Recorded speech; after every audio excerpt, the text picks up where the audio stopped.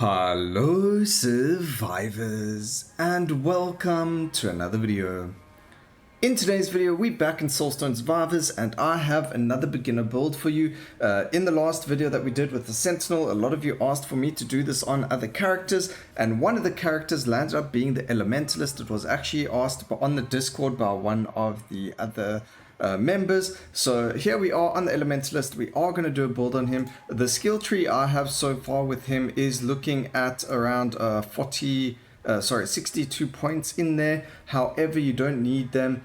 We did complete this already with a lower level of him. It was only on a 40 curse, but that was actually a lot of the bosses and stuff over there. It was only this is actually a prestige farming curse, but we'll get into that.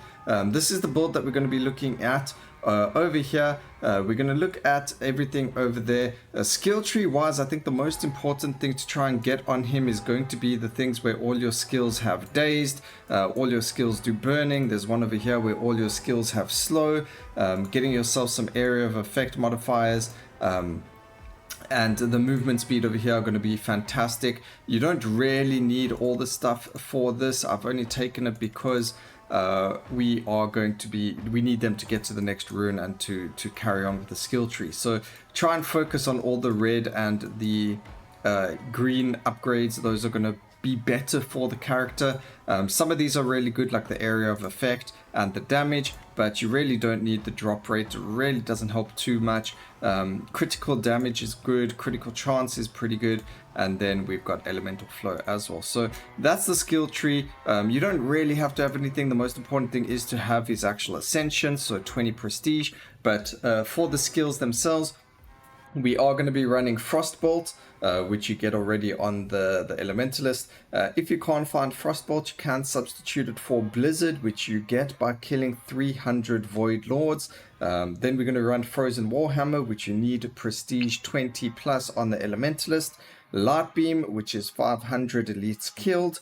Shadow Orb, which is 100,000 enemies killed. Arcane Power, and Freezing Blow, which is the Elementalist's second weapon. So you do need to unlock that. It is the second skill in the weapon over there, Freezing Blow. So we're going to start with that. The runes we're running are going to be Weapon Expert, Efficient Extraction, Unconventional Start, Multicast Mastery, Dash Mastery, Crit Mastery, and Executioner. So let's get straight into it and see what we can get with this build and how far we can go. So there's Frostbolt off the bat. That's actually perfect because Frostbolt has a really low cooldown, and you will see that it's going to make a big difference. One of the reasons we use Freezing Blow is so that all our slow stacks turn into paralysis, and therefore do a lot more damage, or we get to do a lot more damage. So we're going to have paralysis, we're going to have slow, we're going to have brittle, we're going to have quite a few negative effects for our executioner, and then we're going to pick up all of the negative effects that we can find, including as many slows as possible, so that our Frozen Warhammer can do a lot of damage. So just like our Elementalist, we're playing the Elementalist, just like our Sentinel build where we used his fourth weapon for the poison stacking. We are doing the same thing with the Elementalist, where we're going to be slow stacking so that we are able to get as much damage off of our Frozen Warhammer as possible. Now, with regards to skills, the Light Beam as well as all of our other skills, they really do rely on a lot of multicast as well as cast frequency. So we are going to focus on those, but because we're running Crit Mastery, we are going to focus on a lot of crit chance as well, because we do want to grab as much crit and crit multi as possible. It does affect everything, so it's going to really help us with a lot of damage. Movement speed, fantastic for the Elementalist, because we need that juicy movement speed for our character. Now you can, if you're running out, you're unable to find your skills that you're looking for, Arcane Beam can be a good substitute. It will help you out quite a lot, especially since you're going to be using it. Exposed will be really good. Thunderclap is another really good one to run with as well. And as you can see, you don't always get what you want. We're going to take Might there just so that we are able to get more damage. We'll grab the damage for the empowering as well.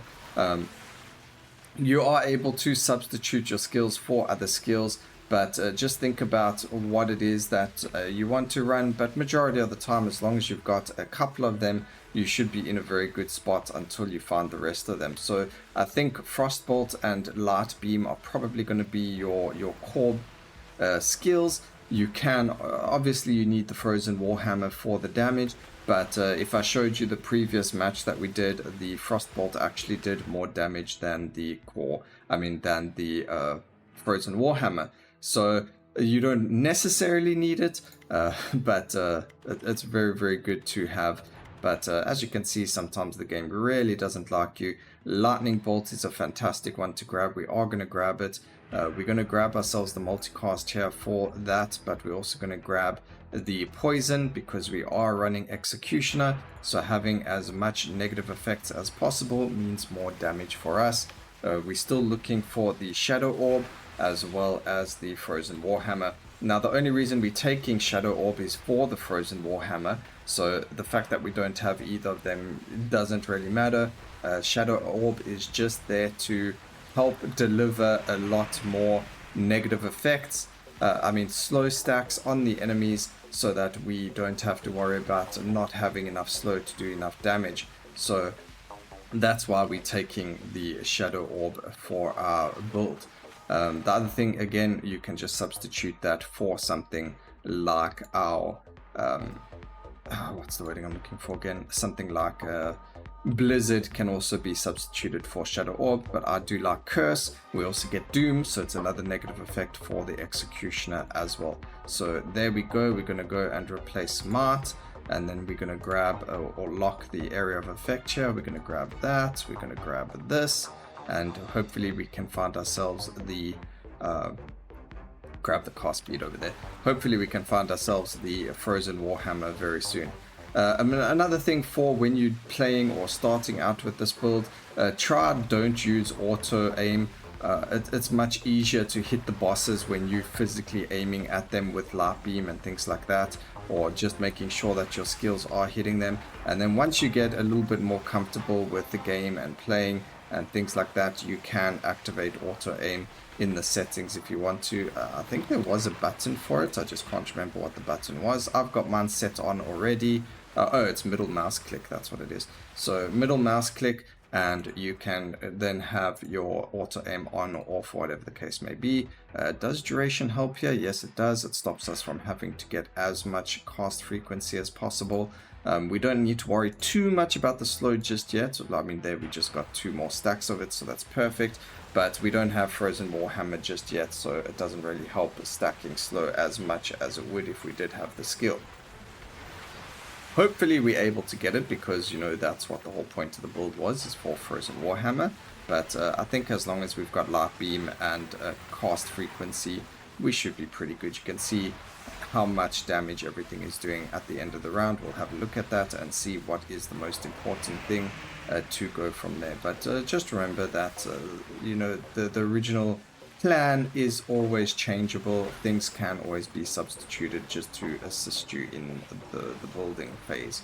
And we landed up with 2 Fallen Knights. As long as they don't both spin on my head, that's going to be fine. Just get away from there because of Chaos Bringer. Really hate that boss.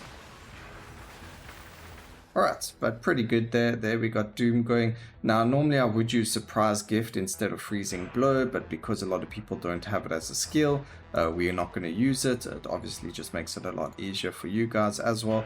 The other skills I would use is Avalanche as well. Again, because you don't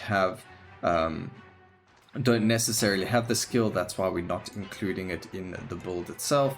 But if you did have the skills, you can take Avalanche, you can take all of the other event skills and things like that, and they are going to help you a whack ton as well. So it just depends on what skills you have available. I'm trying to make this build so that everyone and their aunt can kind of run it, and you don't have to have certain event skills unlocked or this skill unlocked. Although in saying that, at least the Light Beam and the Blizzard and skills like that, you just need to play the game to unlock them. You don't have to do anything special but kill enemies. So Everyone should be able to unlock those quite easily, but Avalanche is really, really good. It would replace something like Frostbolt or the Shadow Orb, because they're going to allow you to apply so many negative effects, because it's like the Ice version of a Blade Storm, where it's going to hit enemies so many times, therefore applying all that slow stacks for the Frozen Warhammer, which we still didn't get. As well as for applying other negative effects as well for the Executioner. So the more negative effects an enemy has on them, the more damage we're going to do with the Executioner rune as well. So that's why we look at getting those negative effects from all sources as well. And then we're going to go and just chill here and try and kill these guys without dying ourselves. That's going to be fantastic. I also don't like how Gameth has that fire patch when he spawns. I don't really understand why it's a thing. It would be nice if that was removed. Him having that, like, it's very, very difficult for short-ranged characters to then get to him and hit him, whereas the long-ranged characters don't really have much of an issue with it. But you know, most really cool builds are all mid-range or short-range, so it really does hurt when you can't get close enough to him to deal the damage that you want to. Alright, so there we go. That was actually a really difficult 4 boss fight. Those 4 bosses specifically are really, really horrible. What you could do instead of using Frozen Warhammer is you can grab Ice Vortex, just so that you have that stacking skill available to you. So that's something I should have done a lot sooner. You'll see the sorry for the ums. You'll see sorry for the ums. Oh man, sorry. Gosh, I don't know why I'm doing that so much, but anyway, you will see that the stacking skills or the Ice Vortex will be visible on the floor, which is fantastic. We do want that. We did lose a life over here. It's okay. We're nearly at the end of it, so we don't really have to worry too much about it. I really do have to work on being able to speak a little bit better and not say and the whole time. That must be really, really frustrating for you guys. I don't think I do it often, but I do it enough to notice that I'm doing it myself. So that is a big thing for me.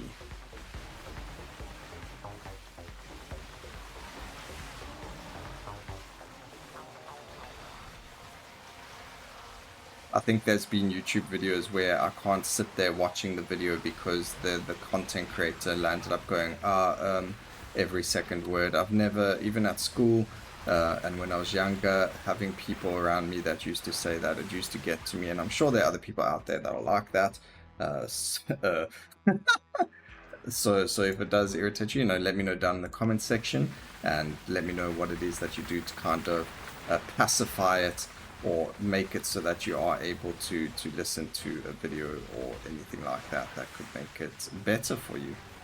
Something that I could do to maybe not go and so often. Alright, we only have one more boss fight left, and then we are going to be as good as gold. Pretty decent time for the Elementalist. Hopefully we don't die though, because we do only have 1 life left. That is the only thing with the high curse. You don't really heal a lot. It just depends on who the bosses are. We seem to have a good lineup over here. As you can see, we are dealing a lot of damage to enemies, to the bosses. 2 of them are dead, which is huge, and this is all thanks to the stacking of the items, so I mean of the skills. I think Ice Vortex really pulling its weight, even though we picked it up really, really late. But there we go, everything's dead. 8 minutes and 11 seconds, not really the greatest time, but a decent time anyways. Watch now, because we finished, we are going to find the Frozen Warhammer. Typical! How did I know that was going to happen? Ladies and gentlemen, I hope you enjoyed it. Please, let's just take a look at what did the most damage over there. We did get a whole lot of prestige as well from that, which is fantastic, as you can see.